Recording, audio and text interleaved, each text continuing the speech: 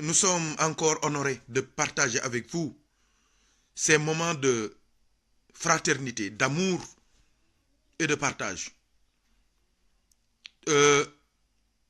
Il faut dire que cette sourate qui est At-Takathur, la course vers les richesses, c'est l'une des sourates les plus importantes du Coran. Car, il faut le dire, les conditions dans lesquelles cette sourate a été révélée au prophète Muhammad sallallahu alayhi wa sallam sont importantes à signaler. Mais en réalité, il faut savoir que le Coran survole, dépasse, a une ascendance sur le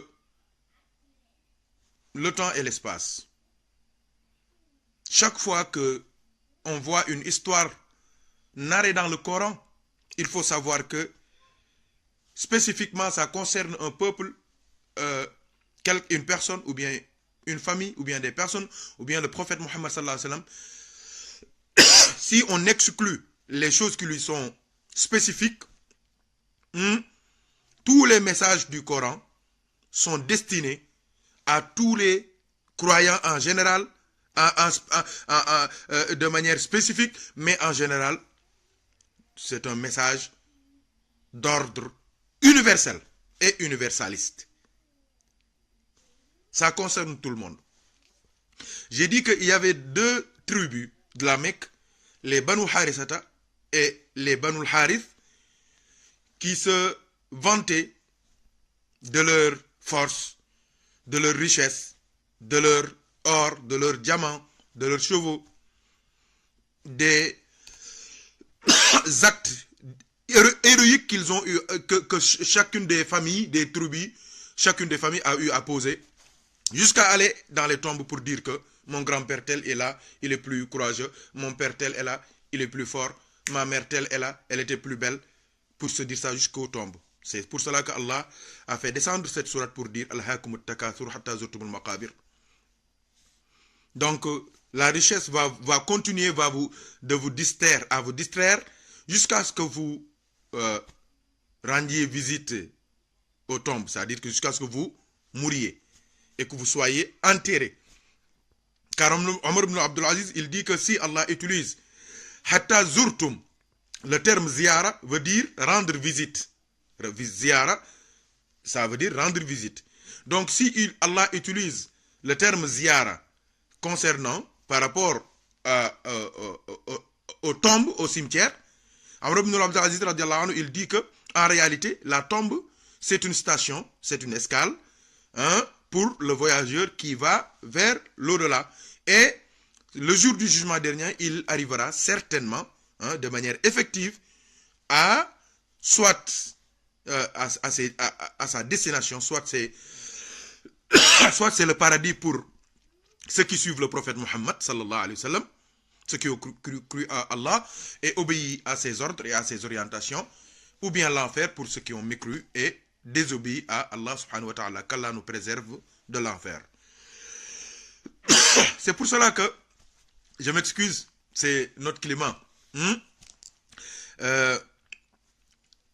C'est pour cela que Allah il a dit qu'Allah, ça c'est pas qu'Allah, ça signifie votre réaction, vos actions, votre comportement, tout ce que vous faites n'est pas adéquat à la posture de quelqu'un qui croit en Dieu et qui a comme modèle le prophète Muhammad sallallahu alayhi wa sallam. Qu'Allah, ça signifie ça. Arrêtez-vous, stop. C'est pas ça. Vous vous trompez de chemin. Vous ne devez pas faire ça. Vous ne devez pas dire ça. C'est qu'Allah. Allah, il dit sawfa ta'lamun. Vous, les mécréants, vous verrez. Vous verrez. Il y a un grand feu qui vous attend. Thumma kalla sawfa ta'lamun. Vous, les croyants aussi, si vous ne faites pas attention, si vous ne suivez pas le prophète Muhammad sallallahu alayhi wa sallam, dans ses dires et dans ses faits, dans ses orientations, dans ses enseignements, vous allez être dans le groupe de ces mécréants. vous allez finir comme ça. Et Allah, il dit encore, qu'Allah, law ta'lamuna ilm al-yaqin. C'est pas le bon comportement. C'est pas le comportement adéquat. C'est pas les bonnes actions. C'est pas les réactions qui sont dignes de quelqu'un qui se réclame d'Allah, qui se réclame du prophète Muhammad sallallahu alayhi wa sallam. Il dit qu'Allah law ta'lamuna ilm al-yaqin. En réalité, si vous aviez eu la science certaine, une conviction inébranlable en ce qui concerne le paradis, en ce qui concerne l'enfer, en ce qui concerne le passage sur ce qu'on appelle as-sirat, en ce qui concerne la tombe, en ce qui concerne tout ce que le prophète sallallahu alayhi wa sallam a donné comme information concernant la vie après la mort, Allah il dit law ta'lamuna ilm al-yaqin la tarawunna al-jahim. Vous vivriez comme des gens qui avaient vu l'enfer avec leurs yeux ici sur terre.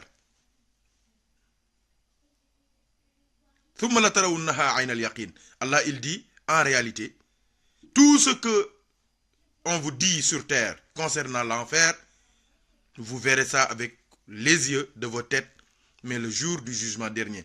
C'est pour cela que j'ai dit que ilmul yaqin, ça concerne le dunya ici. Aynul yaqin, haqqul yaqin, zatul yaqin, c'est des connaissances qui concernent l'au-delà. C'est pour cela qu'il dit thumma latarawunnaha aynal yaqin thumma latus'alunna yawma idhin 'anil na'im. Et Allah questionnera, posera des questions à tout le monde sur tous les bienfaits qu'il a fait pour lui, tous les bienfaits qu'il lui a octroyés, qu'il lui a donnés sans qu'il demande. La santé, c'est un bienfait. La science, c'est un bienfait. La foi, c'est une faveur. L'argent, la richesse, la force, la jeunesse, le corps, les membres du corps. Allah demandera à chacun des hommes, à chacun des responsables sur terre, qu'est-ce qu'il avait fait de son corps, de son cœur, de sa santé, de sa jeunesse et de toute sa vie. Donc, c'est pour vous dire que l'homme intelligent, comme disait le prophète Sayyidina Muhammad sallallahu alayhi wa sallam, c'est celui qui parvient à maîtriser ses pulsions, ses envies, ses faiblesses. C'est celui qui parvient à se contrôler soi-même et qui œuvre pour l'au-delà.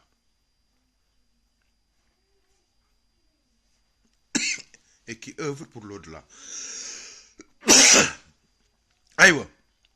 Il faut dire que dans cette sourate, Allah nous parle de ilm, la science, surtout la science de la certitude, ilmul yaqin, et il nous parle aussi en même temps du feu, parce qu'il a dit la tarawunna al-jahim.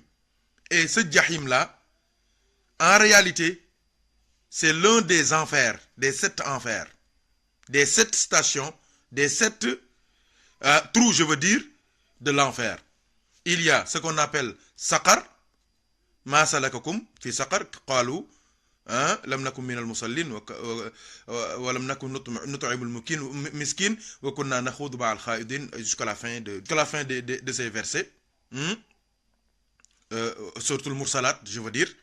Il y a Jahim, la tarawunna al-Jahim, c'est un trou dans l'enfer. Il y a ce qu'on appelle Sa'ir, il y a ce qu'on appelle Jahannam, il y a ce qu'on appelle Hawiya, il y a ce qu'on appelle Al-Hutama, il y a ce qu'on appelle Lazza. Donc c'est les 7 enfers qui existent. Qu'Allah nous préserve de tout cela. Que notre part de cela soit tout ce qu'on entend et tout ce qu'on lit dans les livres. Ça suffit. Qu'Allah nous protège et nous préserve, Inch'Allah. Donc, parmi ces 7 enfers, Allah, il a énuméré ici, il a nommé ici un seul qui est Al-Jahim. Al-Jahim, Saqar, Sa'ir, Hawiya, Jahannam, Hutama, Lazza. C'est les 7 enfers. Je crois que si vous regardez en haut, il y a le frère Nyogombot qui a écrit ça un message pour ceux qui veulent prendre des notes. Qu'Allah nous aide et nous protège. Il faut dire aussi que cette sourate, c'est une invitation à la réflexion. C'est une invitation à la science. C'est une invitation à la connaissance. C'est une invitation à l'amour du savoir. C'est une invitation à la réflexion. Parce que beaucoup de gens se trompent dans leur, dans leur perception, dans leur compréhension de la vie sur terre. Or, la vie sur terre ne se résume qu'en une seule phrase, un seul verset. Je n'ai créé, c'est Dieu qui parle, je n'ai créé les djinns et les hommes que pour qu'ils m'adorent. L'adoration d'Allah subhanahu wa ta'ala. Donc, chers frères en Dieu, chers amis, je vous renvoie, je vous redonne, je vous repasse l'invitation du Coran, du Saint-Coran, hein, pour ne pas suivre de manière aveugle les richesses de la vie, les bassesses de la vie, les faiblesses de la vie, jusqu'à encourir la colère divine, la colère d'Allah subhanahu wa ta'ala. Le prophète sallallahu alayhi wa sallam nous avait dit que quand quelqu'un décède, on le lave, on prie sur lui, on fait la prière mortuaire, on l'amène au cimetière, à sa tombe, sa dernière demeure, qui est en fait une demeure intermédiaire avant la vraie dernière demeure. Le prophète, il dit 3 choses, 3 éléments accompagnent le mort. Sa richesse, sa famille et ses actions. Il dit, quand il sera enterré, les 2 retournent là où ils viennent, les 2 éléments, et l'un des éléments reste. Il dit, l'argent, la richesse, la famille retourne à la maison. Mais qu'est-ce qui reste avec toi dans ta tombe? Ce sont avec Allah subhanahu wa ta'ala, ce qui est important dans notre vie, dans notre relation avec nous-mêmes, dans notre relation avec Allah subhanahu wa ta'ala, c'est la sincérité. C'est l'intelligence. C'est la réflexion. Tôt ou tard, on va mourir. Quelle que soit ta richesse, quelle que soit ta gloire, quel que soit ton pouvoir, quelle que soit ta connaissance, quel que soit ton niveau de vie, quels que soient tes comptes bancaires, quelle que soit ta popularité, un jour, tu vas finir par mourir. Et là, tu vas comprendre que ce qui est important dans la vie, c'est d'être éveillé, d'être intelligent. Et l'intelligence, ce n'est pas de dribbler les gens, d'arnaquer, d'escroquer, de faire du mal aux gens. Mais l'intelligent, c'est l'intellectuel. Et l'intellectuel, j'ai dit que c'est celui-là qui a les capacités psychiques de pouvoir détecter les ruses et les pièges du shaitan. Et ça, c'est une étape. La deuxième étape, c'est qu'après avoir détecté les pièges et les ruses du shaitan, il faut avoir la sincérité et demander à Allah de t'aider à te protéger contre le shaitan et ses actions. Qu'Allah nous aide et nous assiste. Comme je vous ai dit, nous attendons vos questions, vos remarques et vos suggestions, vos critiques par rapport à tout ce qu'on est en train de partager avec vous. Frères en Dieu, nous entamons la dernière partie, la dernière ligne droite de notre rencontre bénie en cette nuit bénie de Laylatul Jum'a, avec notre voyage qu'on est en train de faire, un voyage qui ne finit jamais, peut-être au paradis, Inch'Allah, qu'Allah nous donne le paradis de nous tous. Notre voyage avec Suratu At-Takathur. On a parlé de Al-Haykum At-Takathur, Hatta Zurtumul Maqabir, Kalla Sawfa Ta'alamuna Lil Kufar, Thumma Kalla Sawfa Ta'alamuna Lil Mu'minin. Et Allah, il dit encore, Kalla Law Ta'alamuna Ilma Al-Yaqin, La Tarawunna Al-Jahim. Si vous aviez atteint la science de la certitude, vous auriez les comportements des gens qui voient avec les yeux de leur tête l'enfer. Et là, Allah a utilisé un enfer qu'on appelle Jahim. Et il y a à côté le Saqar, il y a Sa'ir, il y a Jahannam, il y a Hawiya, il y a Al-Hutama et il y a Ladha, qui sont les 7 enfers. Et en regardant Kalla law ta'lamuna ilm al-yaqin, al-ilm, Allah, dans ce verset, nous a invité, nous invite, continue de nous inviter, continue à nous inviter à chercher, à aimer le savoir. Al-ilm. Le savoir. Ilmul yaqin, qui est le premier niveau du savoir. Aynul yaqin, le deuxième niveau du savoir. Haqqul yaqin, qui est le troisième niveau du savoir. Et Zatul yaqin, qui est le quatrième niveau du savoir. Le premier niveau du savoir, c'est Ilmul yaqin. C'est quand tu as l'information sur la chose que tu dois connaître. Tu as l'information dans ta tête. Et la deuxième étape, c'est quand tu vois avec les yeux de ta tête cette information, cette chose-là. Le troisième niveau, qui est le fait de toucher, de goûter, de sentir, de connaître factuellement, effectivement, l'objet que tu dois connaître. Il y a un quatrième niveau qui concerne les gens de la haute station, les Arifin Billah, les Awliya. C'est l'incarnation de cette chose-là. On devient la chose.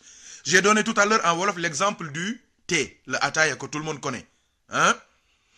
Le ilmul yaqin pour le thé, c'est quand on te parle du thé avec le na'na, avec le thé, oui, le thé en tant que produit non fini, qu'on te parle du sucre, qu'on te parle de tout, du fourneau, qu'on te parle du charbon, qu'on te parle des trois services, premier, deuxième, lawal, thani, thalith, lawal, deuxième, troisième, et le talkhis, aïwa, ça tu as une connaissance de ça.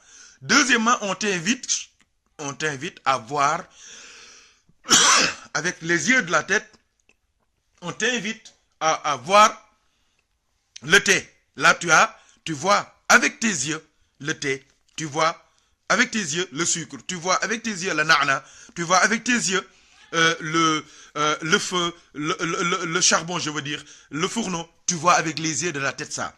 Il y a maintenant un troisième niveau qui est le fait d'assister à la préparation du thé et de boire le thé, de le goûter, de l'apprécier, la gustation, ad-dawq, tu goûtes. Il y a maintenant un quatrième niveau qui concerne les awliya et les proches d'Allah, les salihin, c'est l'incarnation du thé. C'est que tu bois le thé, mais tu deviens le thé. Jusqu'à ce que chaque fois qu'on te voit, on voit le thé. Chaque fois qu'on t'entend, on entend le thé. Même celui qui te touche, il touche le thé. C'est l'incarnation. C'est pour cela qu'on parle de ilmul yaqin Aynul Yaqin, Haqqul Yaqin et Zatul Yaqin. Qu'Allah nous aide et nous assiste. En finissant la première partie en français, j'avais invité les frères à réfléchir sur la relation qui doit exister. Parce que tout ce que tu vois dans le Coran, il n'y a pas de hasard. Il y a quelque chose que Allah, il y a un message que Allah veut que le croyant, le musulman, l'homme, celui qui cherche la science, détecte ce message-là. Allah, il nous dit, la tarawunna al-jahim. Et Jahim, ça fait partie des 7 enfers. Il y a le Saqar, le Jahim, le Sa'ir, le Hawiya, le Hutama, le Lazza et le Jahannam.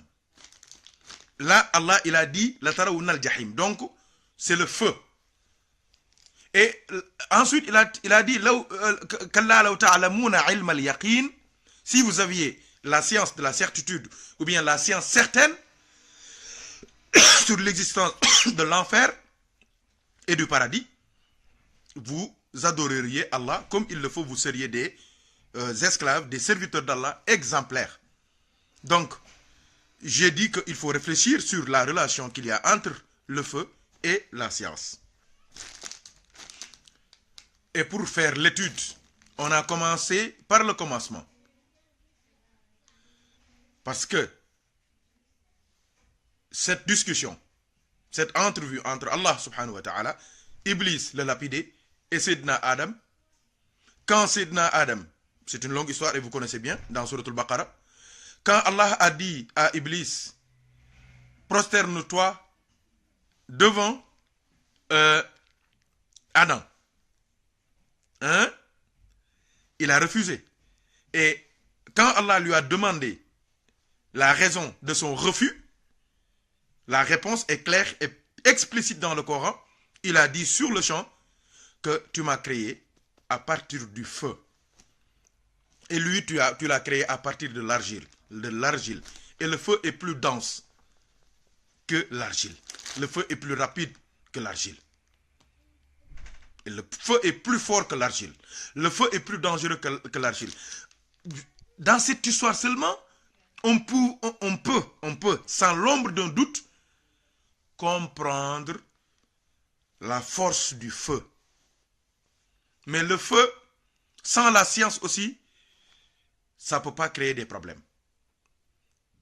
C'est pour cela que les savants ont toujours fait des recherches sur le feu. Parce que le feu est l'une des plus grandes équations. Les équations les plus difficiles à résoudre dans l'existence humaine. Le feu est l'une des plus grandes trouvailles de l'homme sur terre. Ça fait même partie des délimitations qu'on fait de l'histoire. Avec l'avènement du feu, il y a eu une autre étape de la civilisation humaine. C'est ça qu'on dit dans nos cours d'histoire. En réalité, le feu a toujours été regardé, recherché, a fait toujours l'objet d'approfondissement, de connaissances, de recherche scientifique. Qu'est-ce que je veux dire par là? Allah subhanahu wa ta'ala, il a dit que les gens qui veulent être protégés de l'enfer, ils doivent l'adorer et ils doivent suivre le prophète Sayyidina Muhammad sallallahu alayhi wa sallam. Sinon, qu'est-ce qui va finir? Qu'est-ce qui va arriver? Allah, il dit La yaslaha illa al-ashqa. Allah, il dit encore Islawha al-yawma bima kuntum takfurun. Allah, il dit encore Inna jahannama kanat mirsadan lit-taghina ma'aban labithina fiha ahqaban la yaduquna fiha bardan wala sharaban illa hamiman wa ghassaqan jazaa'an wifaqa. Pourquoi? Parce que innahum kanu la yarjuna hisaban wa kadzabu bi ayatina kidhaban wa kulla shay'in ahsaynahu kitaban fazuqu falan nazidakum illa adaban. Celui qui craint Allah, qui connaît la force de destruction, la force la violence du feu de l'enfer, celui qui fait attention à cela finira dans l'autre groupe où Allah dit, hein, sur qui Allah dit, inna lil muttaqina mafazan hada'iqa wa anaban wa kawa'iba atraban wa ka'san dihaqan, hein, la yasma'una fiha lagwan wa la kiddaban jaza'an min rabbika ata'an hisaba. Qu'Allah nous aide et nous assiste par la baraka du prophète Sayyidina Muhammad sallallahu alayhi wa sallam. Et dans Surat al-Waqi'a, pour étudier la relation qu'il y a entre le feu et la science, je vous ai mis dans le bain, comme on dit. Je vous ai parlé de Iblis. Je vous ai parlé de tout ce qu'il a dit, du refus qu'il a eu à faire devant Allah subhanahu wa ta'ala, devant Adam alayhi salam, et l'objet, la raison, l'unique raison qu'il a avancé, c'est qu'il est créé à partir du feu. Donc, la première matière qui est l'objet, qui a fait l'objet, hein, d'une lutte entre Adam et Iblis, Al-La'in, le lapidé, c'est le feu. C'est pour cela que le feu est dangereux. Allah nous dit dans Surat al-Waqi'a, afara'aytumun nar allati turun antum ansha'tum shajarataha am nahnu al-munshi'un nahnu ja'alnaha tazkiratan wa mata'an lil muqwin léegi nag soo bëggee mucc, Allah il dit fasabbih bismi rabbikal azim. Allah il nous dit afara'aytumun nar allati turun. N'avez-vous pas fait des recherches? Pourquoi vous ne faites pas des recherches? Je vous invite à faire des recherches, à regarder le feu que vous obtenez par frottement.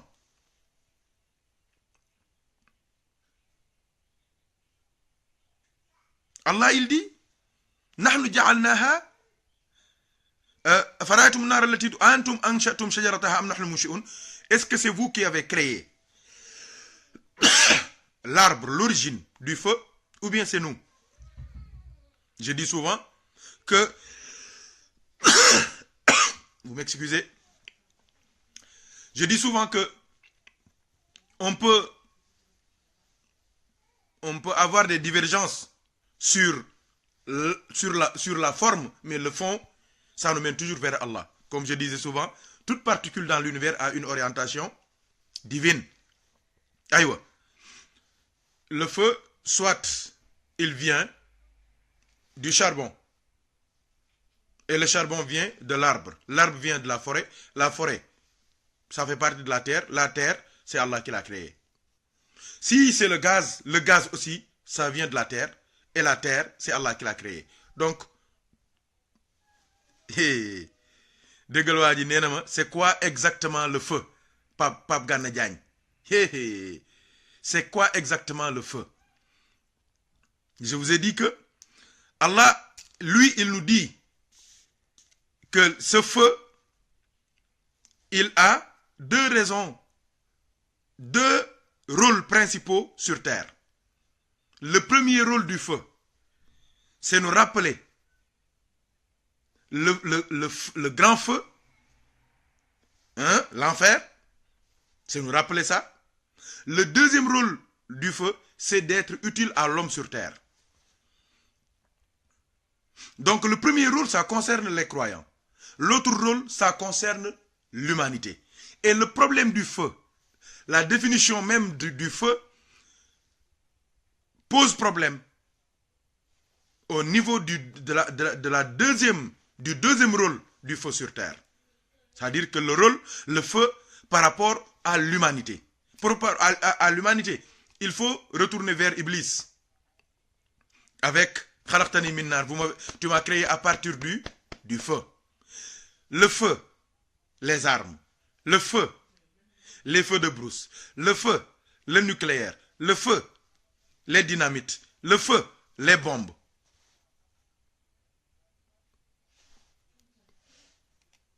C'est ça qui pose problème.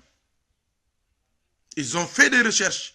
Ils ont su que la matière qui a été à l'origine de la destruction, de la première destruction sur terre, c'est-à-dire le refus de Iblis devant Allah, c'est le feu. Donc les scientifiques qui n'ont pas été formés à l'école du prophète Mohammed sallallahu alayhi wa sallam, ils ont approfondi les recherches pour trouver maintenant ce qui va détruire le monde, qui est le feu.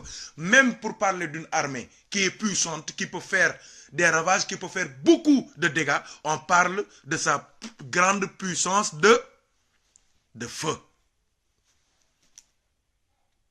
On dit même que quand quelqu'un ne dit que des gros mots, des mots violents, on dit qu'il crache du feu. Ce qu'on craint sur terre, c'est les feux de brousse, mais aussi c'est les volcans qui sont des feux. Donc le feu, c'est l'un des éléments sur terre qui sont l'un des éléments sur terre qui est le plus important pour les croyants, parce que ça nous rappelle le feu de l'enfer, mais aussi c'est l'un des plus dangereux éléments de la terre, parce que c'est la source, la base, la force intérieure de la destruction de tout ce qui est bien sur terre. Donc, je crois que c'est un thème qui mérite un direct spécial. Inch'Allah, on va en revenir. Et Allah, il finit cette sourate par dire La tus'alunna yawma izin anin na'im. Thumma la tus'alunna yawma izin anin na'im. Et les hommes seront examinés, seront questionnés sur les faveurs d'Allah qu'ils ont reçues. Et les faveurs d'Allah, le prophète, notre bien-aimé, Sayyiduna Muhammad sallallahu alayhi wa sallam, il dit, il y a deux faveurs pour lesquelles les hommes sont, ne sont pas à la hauteur du remerciement qu'ils devaient avoir par rapport à Allah. Et quand on a demandé au prophète sallallahu alayhi wa sallam les deux faveurs, les deux bienfaits, il s'agit exactement de la santé et du temps. Le temps, comme Imam Shafi'i disait, le temps c'est un sabre, c'est une machette. Soit tu l'utilises, soit ça te coupe la tête. La santé aussi, ça n'a pas de prix. On dit souvent la santé avant tout. Mais ces faveurs divines aussi, Allah nous les a résumées de manière succincte, claire, précise, nette et limpide dans Sourate Al-Waqi'a. Parce qu'il nous a posé 4 questions. Je crois que le frère Nyogumbo, qu'Allah le récompense, a mis en ligne la vidéo sur Ndjegen TV, notre chaîne YouTube. Je vous invite vous tous à visiter cette chaîne. Il y a des vidéos en français, en arabe et en wolof, Inch'Allah, pour les frères qui veulent avoir plus d'informations, d'enseignements dans le Coran et dans la sunna du prophète Mohammed sallallahu alayhi wa sallam. J'avais déjà fait une causerie sur Al-Waqi'a. Allah a posé 4 questions consécutives dans Sourate Al-Waqi'a. Il a dit Afara'aytum ma tumnun, Afara'aytum ma tumnun, Afara'aytum ma tahruthun, Afara'aytum al-ma' alladhi tashrabun, Afara'aytum an-nar allati turun. C'est la 4e question. Donc les bienfaits d'Allah peuvent être résumés dans ces 4 questions que Allah a posées dans Sourate Al-Waqi'a. Afara'aytum ma tumnun, antum takhluqunahu am nahnu al-khaliqun, nahnu qaddarna baynakum al-mawta wa ma nahnu bimasbuqina ala an nubaddila amthalakum wa nunshi'akum fima la ta'lamun wa laqad alimtum an-nash'ata al-ula falawla tadhakkarun. Ben ngok. Afara'aytum ma tahruthun, أنتم تزرعونه أم نحن الزارعون لو نشاء لجعلناه حطاما فظلتم تفكهون إنا لمغرمون بل نحن محرومون. 3e question. أفرأيتم الماء الذي تشربون أفرأيتم الماء الذي تشربون أنتم أنزلتموه من المزن أم نحن المنزلون لو نشاء جعلناه أجاجا فلولا تشكرون. La quatrième question c'est quoi? أفرأيتم النار التي تورون أنتم أنشأتم شجرتها أم نحن المنشئون نحن جعلناها تذكرة ومتاعا للمقوين. Donc qu'est-ce qui doit être l'attitude du croyant? C'est pas qu'Allah, hein? Mais l'attitude du croyant, ça doit être quoi? Fasabbih bismi rabbikal azim. Tu dois rendre grâce à Allah subhanahu wa ta'ala. Et l'invoquer, reconnaître ses bienfaits qui sont incommensurables, insondables et infinis. Qu'Allah nous aide et nous assiste. Les 4 questions résument en réalité les 4 axes principaux des bienfaits d'Allah, des faveurs divines. La tous alunna yawma izin anin na'im. Ce na'im peut être résumé par afaraytum ma tumnun, qui concerne la création de l'homme. L'homme en tant qu'homme, il est un bienfait d'Allah, une faveur d'Allah. Son corps, son existence, ses cheveux jusqu'à ses ongles, hein, c'est des bienfaits d'Allah. La motricité qu'il y a, le système nerveux, hein, la circulation sanguine, les intestins, les yeux, les oreilles, le cœur, tous les organes. Chaque organe constitue une source intarissable de reconnaissance envers Allah. Et la preuve, c'est la cherté de la médecine. C'est la cherté de la médecine, surtout de la médecine chirurgicale, la chirurgie. Il y a des opérations, il y a des interventions, il faut des millions pour les faire. Ça c'est un signe, ce qui montre que Allah a été généreux avec nous. L'agriculture, c'est-à-dire la terre avec tout ce qu'elle regorge comme bienfait d'Allah. Les arbres, les plantes. Les arbres pour manger, les plantes pour se soigner. C'est un bienfait d'Allah. C'est des bienfaits d'Allah. L'élément le plus important sur terre, c'est l'eau. Parce qu'Allah, il a dit, et nous avons fait de l'eau toute chose vivante. Donc la vie sur terre, c'est l'eau. La destruction sur terre, c'est le feu. Le rappel d'Allah sur terre, c'est le feu. Donc c'est une ambi, hein, c'est une bicéphalité, hein, sémantique par rapport au feu. Hein. Il y a une bicéphalité sémantique. C'est un couteau à double tranchant. Hein? C'est ça. Ça détruit le monde, mais aussi c'est la source du rappel d'Allah et de l'enfer, qui est l'un des moyens les plus sûrs pour ne pas faire des bêtises et ne pas faire des péchés. Qu'Allah nous aide et nous assiste. Aïwa. L'eau, c'est l'un des plus grands bienfaits d'Allah. On peut ne pas manger et vivre, mais on ne peut pas ne pas boire et on peut pas ne pas boire et vivre. C'est pas possible. L'eau.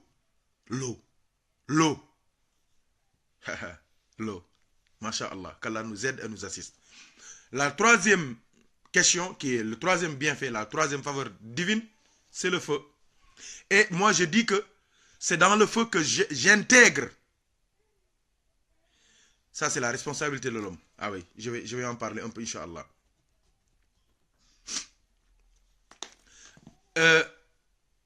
Qu'est-ce que je disais encore? J'intègre dans le feu la science, la connaissance, la recherche scientifique, la recherche industrielle, la recherche nucléaire, l'industrie, les industries d'armement. J'intègre tout ça dans le feu. Les grandes universités, les grands laboratoires, j'intègre tout ça dans ce bienfait qu'on appelle le feu, an-nar. Allah, il dit, je crois que c'est l'occasion de répondre au frère Pape Gana Diagne qui demande quelle est la part de l'homme dans tout ça. La part de l'homme dans tout ça, c'est est invoqué par la fin, le dernier verset de Surat At-Takathur, où Allah dit La tus'alunna yawma izin anin na'im. Vous serez questionné sur les bienfaits que vous avez reçus. Donc, qu'est-ce que je veux dire par là? Si on est homme, si on a la richesse sur terre, si on détient le monopole de l'eau, qui est une très grande industrie dans le monde, si on détient le monopole du feu, de la puissance de feu, des sciences, des laboratoires, des instituts de recherche, des universités, des scientifiques, des génies, des inventeurs, si on détient ça, soit on est un homme juste, sérieux, avec une connexion totale avec les enseignements de l'homme qui a régulé et qui continue à réguler le monde, qui fait la jonction entre le spirituel et le temporel, le céleste et le terrestre, celui qui fait l'équilibriste entre le cœur et la raison, qui a ses raisons que la raison ne connaît pas, le cœur qui a ses raisons que la raison ne connaît pas, c'est lui qui fait l'équilibre entre ces deux-là, c'est le prophète Sayyidina Muhammad sallallahu alayhi wa sallam. C'est pour cela qu'on dit que sans science, sans conscience, n'est que ruine de l'âme. Ce n'est même pas seulement ruine de l'âme, mais c'est ruine de l'âme, ruine de l'homme, ruine de toute l'existence. J'ai dit un jour aux frères que personne ne peut maintenant plus nier les versets du Coran qui nous apprennent que la fin du monde aura lieu. Parce que les hommes sur terre, eux-mêmes, ils ont créé assez de bombes pour exterminer toutes les vies sur terre. Combien de pays, combien de grandes puissances, on parle de grandes puissances même, quand on a l'arme nucléaire, la bombe atomique, combien de pays sur terre ont la bombe atomique? Donc eux-mêmes, ils peuvent exterminer le monde. Les hommes eux-mêmes, ils peuvent exterminer le monde. Donc on a une très grande responsabilité. Quelqu'un qui est homme sur terre, il a une grande responsabilité. Quelqu'un qui a de la richesse, de l'argent, du pouvoir, il a une grande responsabilité. Celui qui a aussi le monopole de l'eau, il a une très grande responsabilité, mais aussi celui qui a le monopole du feu, de l'armée, des armes, des bombes, il a une très grande responsabilité. Souvent on dit qu'on ne joue pas avec, on dit jamais on ne joue pas avec l'eau. On ne dit pas on ne joue pas avec l'air. On dit quoi? On joue avec, avec le feu. On ne joue pas avec le feu.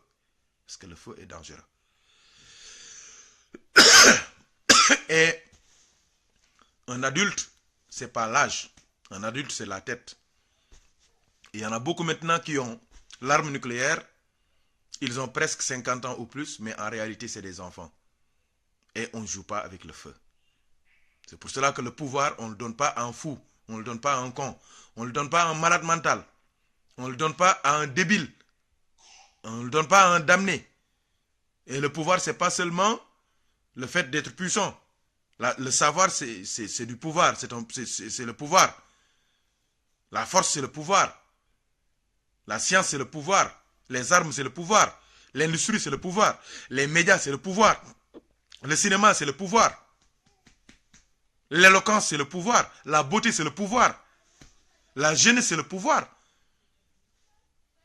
Donc l'essentiel, c'est comment utiliser cela. Qu'Allah nous aide et nous assiste par la baraka du prophète Mohammed sallallahu alayhi wa sallam. Donc on va s'arrêter à cela. Inch'Allah, on va s'attaquer à l'étude, Inch'Allah, d'une autre sourate pour pouvoir partager avec vous tout ce qu'on aura comme science, comme connaissance provenant d'Allah et des enseignements du prophète Sayyidina Muhammad sallallahu alayhi wa sallam. Je vais terminer par remercier encore tous les frères qui sont en train de nous suivre partout dans le monde, ceux qui ont participé par des questions, le frère Gana Diagne du Sénégal, ceux qui ont aussi des contributions aussi sont les bienvenus, Inch'Allah. On attend vos questions, vos critiques, vos remarques. et tout ce que vous voulez, Inch'Allah. Comme je dis souvent, c'est un espace d'échange.